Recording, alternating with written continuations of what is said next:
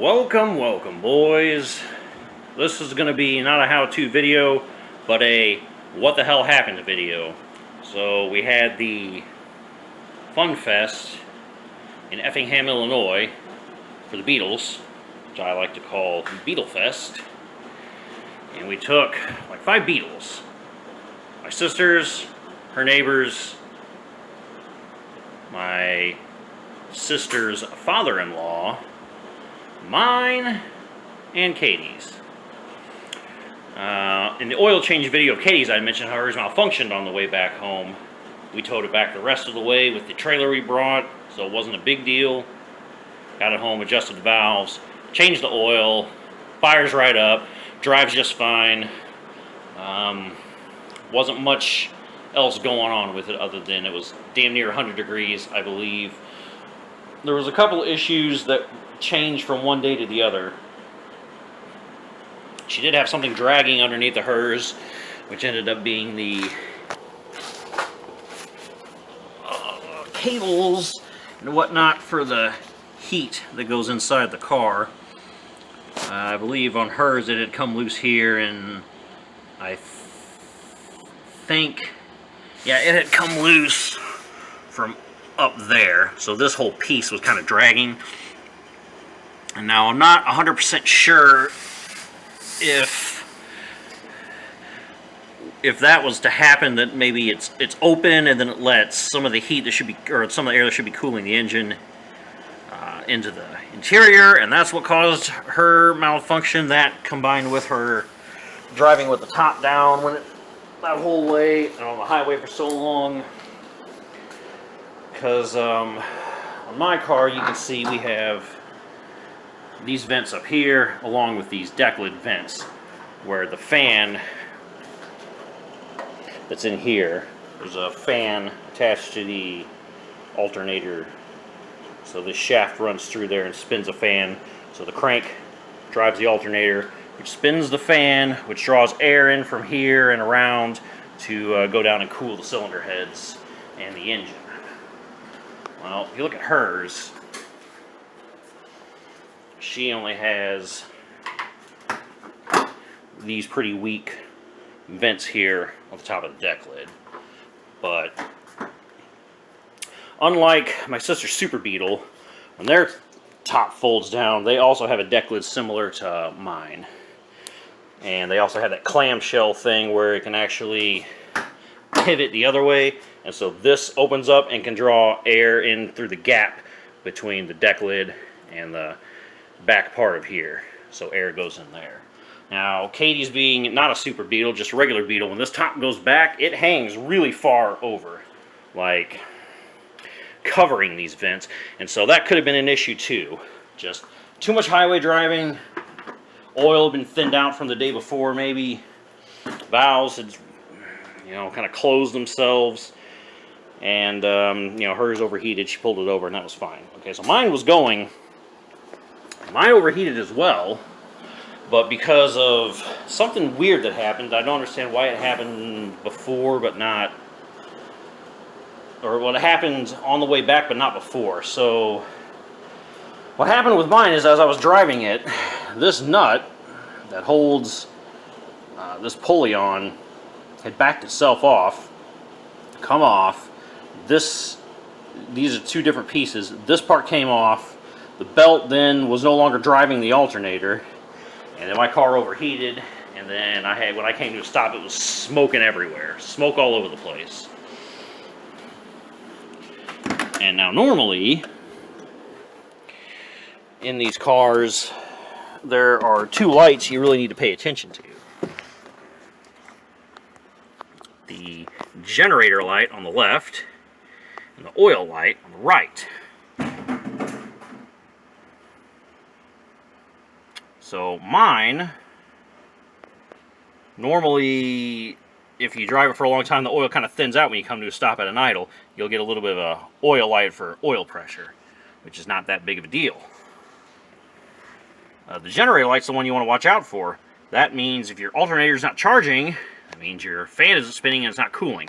So that didn't actually happen with mine. My fastened seat belts and brake lights came on though, and I ignored it and I drove until it pretty much stopped running. So apparently whoever wired this wired that. So apparently seat belts and brake means engine about to go boom, but who knew? I don't like what that weird shifting thing was, but okay, when I sat in this just now. So I have this car up in the air like this because it's going to be ready for engine removal. So I'm pretty sure we melted it. After I got it home, it did not run or start. I adjusted the valves because they were tight. There, you couldn't fit the 006 feeler gauge in there. So I readjusted the valves. It eventually started for a little bit, but I didn't have that pulley attached to the belt. So I let it run for a little bit and shut it off. But I had to keep giving it gas. It was going to stall, so it's not running good. So I'm pretty sure we melted the engine. We may have damaged the case. I don't know. I don't know if I'm going to be able to rebuild the engine or if I'm just going to have to swap it. But we'll see. Some things I've also noticed since is the rotor bug was all oily and dirty, and you know, those aren't looking that great either, those contacts. So I don't know, that could have been something to do with it, but what we're going to do together is find out together. So I've cleaned these two oil pans. I'm going to drain the oil, and we're going to see how much metal is in the oil. If it's a boatload of metal, we know the engine's shot, and I just need to swap it. Or maybe rebuild it, or maybe just trade the case in for a core, I don't know. But if it's not all metallic-y in there, I might just need to figure out what the... we haven't checked. I've not checked for compression or anything like that yet. But I will say that when I manually rotate this engine over, it does require not anywhere near the amount of force it does to turn Katie's engine over. So her engine has lots of compression. Hers was good, did not overheat that bad. Mine overheated quite bad. There's not really much compression going on there. Although, admittedly, there is slightly more now once I adjusted the valves than there was prior to that. So we might just need to top end. I don't know. But let's drain the oil and see what we got going on. Okay, first things first. I do notice when you rotate this, not only is there not that much compression, but there's a terrible grinding noise. Can you hear that? That doesn't sound good at all. I wonder if what happened maybe then is, maybe the reason this backed itself off is this alternator failed. Maybe the bearing in there failed. Let's take this off and see if when I spin that, it doesn't sound like crap anymore. If so, then we know what actually happened was this locked up, spun this off, and then maybe that's why it was stripped out. Maybe this actually just ripped it off. It didn't back itself off because it was. I noticed the threads were kind of stripped when I went to go put it back on. So, you know, we're doing this together, boys. This is a forensic analysis that we're both on this journey together because I did not even notice this until just now. So let me back this off and spin it and see what happens. Okay, so we'll back this off with 19.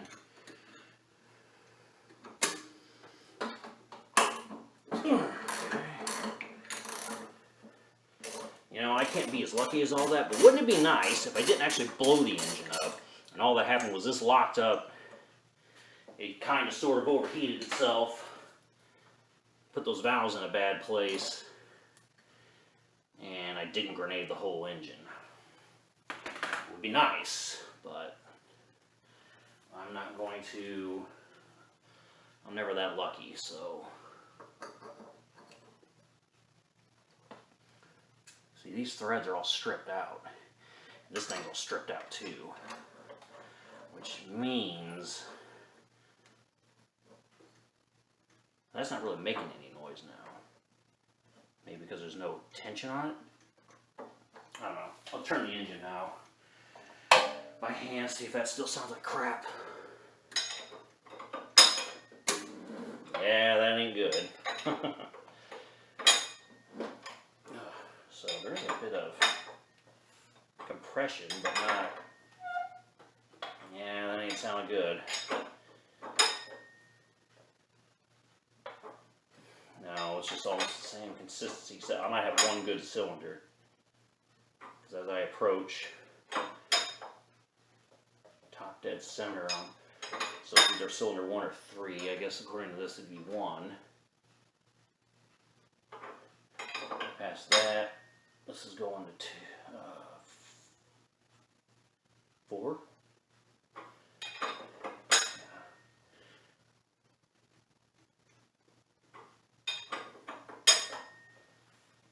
There's like a small little bit of air you can hear moving, but so it's not as good as all that. For some reason it sounds worse when this is spinning, but this does have a little bit of a wobble to it.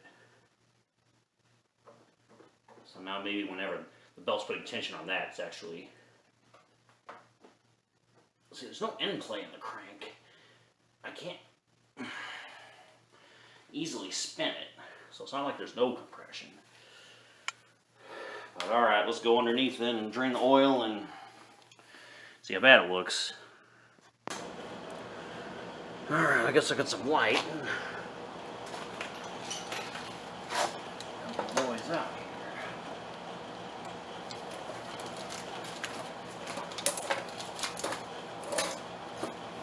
Good enough for you? Let me see.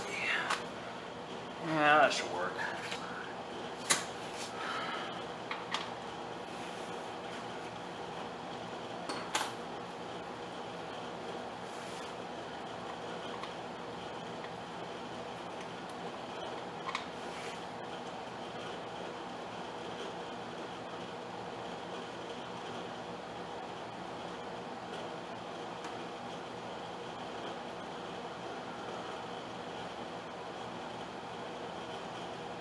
This is full on oil, by the way, so I never ran out. It's at the top of the full on the dipstick. We'll see what condition it's in, how much metal's in it. There has to be some, because it, I mean, it's so rough when I rotate it. And it all would have been captured in there, because I did pull that magnet. I keep a magnet on there. I just pulled that off right before I did this. So, see what this looks like. I guess I'll take that whole plate off and get to the strainer.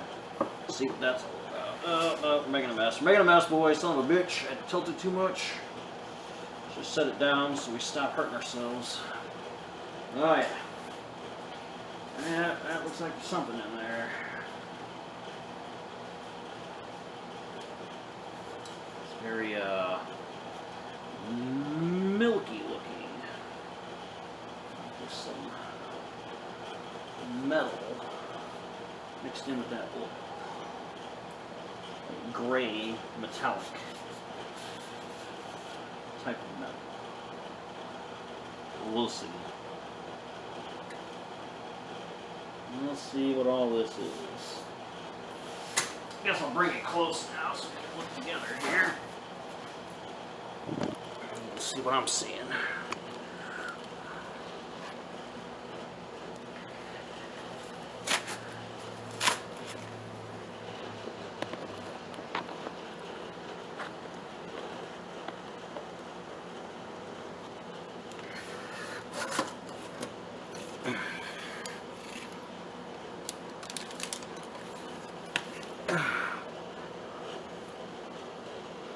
How well this is picking up for you.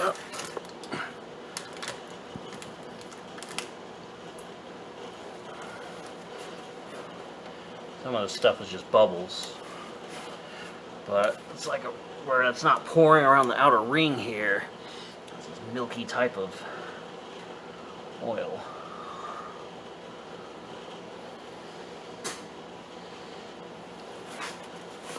Trying to smell it. I mean, it smells like oil. It doesn't smell too weird, but a lot of metal in here.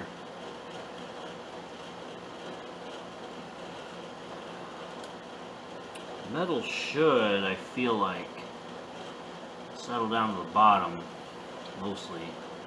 So maybe I'll pour this into a container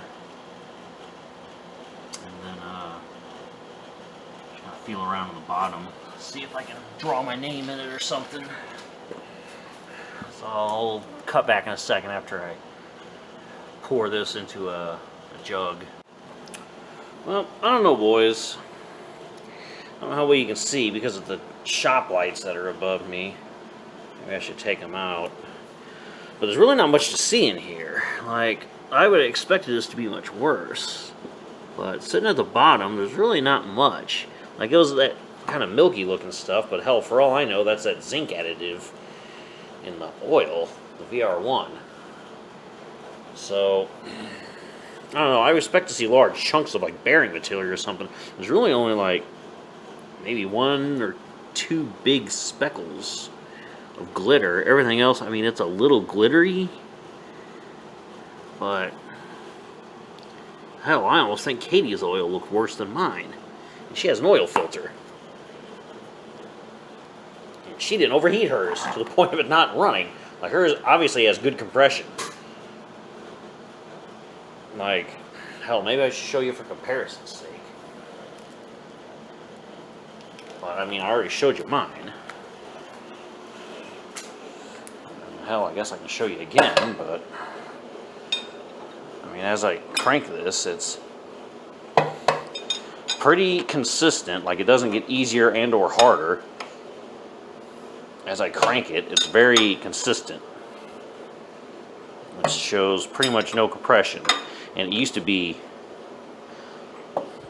pretty obvious when you were getting close to one of the pistons doing a thing, compressing and moving the air, because it would I'm trying to get that cap out of the way of the rotor bug there, but it had an obvious point where it was becoming more difficult, and it would always throw the wrench back, which is what Katie's does. See, that's too easy. If we go to hers, pretty sure the car's in neutral. As I crank this one over, like, this wrench is going to probably slip off. See, it's difficult. It gets pretty easy there. It makes a air whooshing noise here. It gets more difficult. You can hear it moving air. It gets easy. Only now starts getting more difficult. Makes air whooshy noises. And then becomes easy right when it gets past the marks there. So hers clearly has compression. Makes that air whistling noise. I'm assuming you can hear that. And then once you get past the top dead center or the bottom dead center, it becomes easy again. So hers is operating properly, as far as I can tell. Mine won't even start, so I don't know, boys. I guess I could always try a compression test. I don't know how good of an idea that is to crank it over with no oil in it. I mean, it's not going to start with the distributor done, but I guess there ain't nothing stopping me from just dumping the used oil back in it and then trying that for compression testing purposes. I don't know. We'll cut the video now before it gets too long. But, you always tell me, does anybody in here watching this have any experience with these air-cooled engines after you overheat them and then you have these symptoms with not that much metal in it? I mean, what do you think? Should I... Obviously, I'm going to have to pull the engine out anyway, so I guess once I do that, but I mean, before I do that, that's when I'm going to do the compression testing and stuff. I can't really do it with the engine out. Might be able to crank it over and start it. So, I don't know.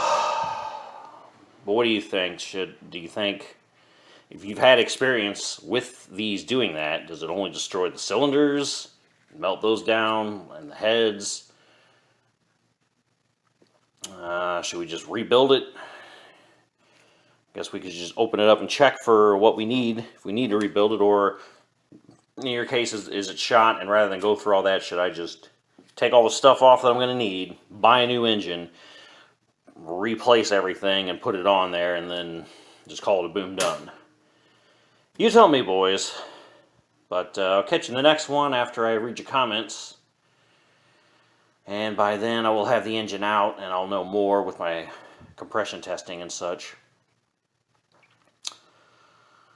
Catch you in the next one. Thanks for watching, boys. Peace.